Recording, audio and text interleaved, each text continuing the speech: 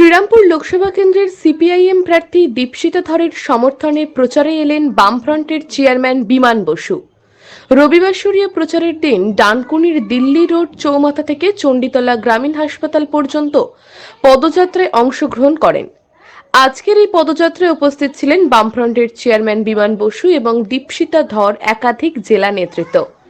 এই পথযাত্রা শেষে সাংবাদিকদের প্রশ্নের উত্তরে বিমান বসু বলেন, আমরা শূন্য, কিন্তু লোকসভা চোরদের বিদায় দিতে গেলে শ্রীরামপুরে তৃণমূলীদের শূন্য করে দিতে হবে।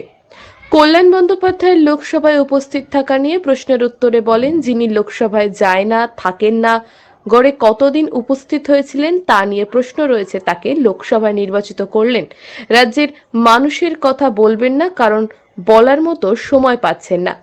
তিনি আদালতেই বেশি সময় কাটাচ্ছেন।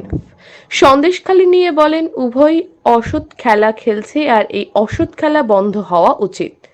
রাজ্যপালের ভূমিকা প্রথম থেকেই বলছে, বোঝাই যাচ্ছে না কি হচ্ছে। নওশাদ মন্তব্যের পরিপ্রেক্ষিতে বলেন, এমন কোনো কথা হলো না।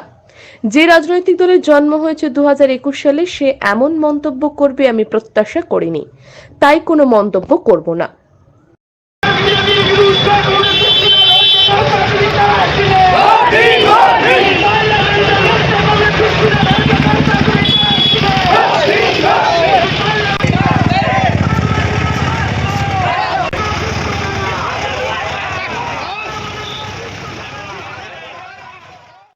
শূন্য, কিন্তু চোরেদের বিদায় দিতে হলে লোকসভায় তৃণমূলের শ্রীরামপুরেতে শূন্য করে দিতে হবে।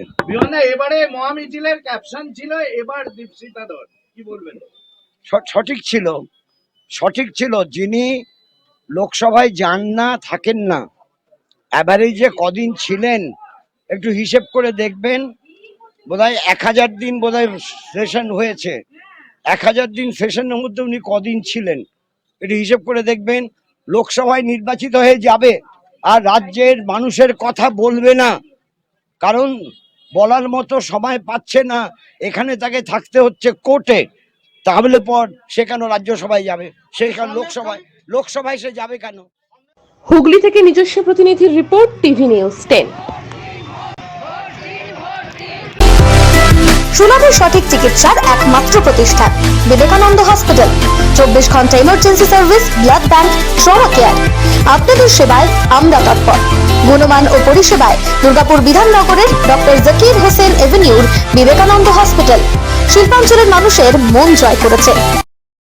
সবার আগে খবরের আপডেট পাওয়ার জন্য সাবস্ক্রাইব করুন আমাদের ইউটিউব চ্যানেল এবং ক্লিক করুন বেল নোটিফিকেশন আইকনে।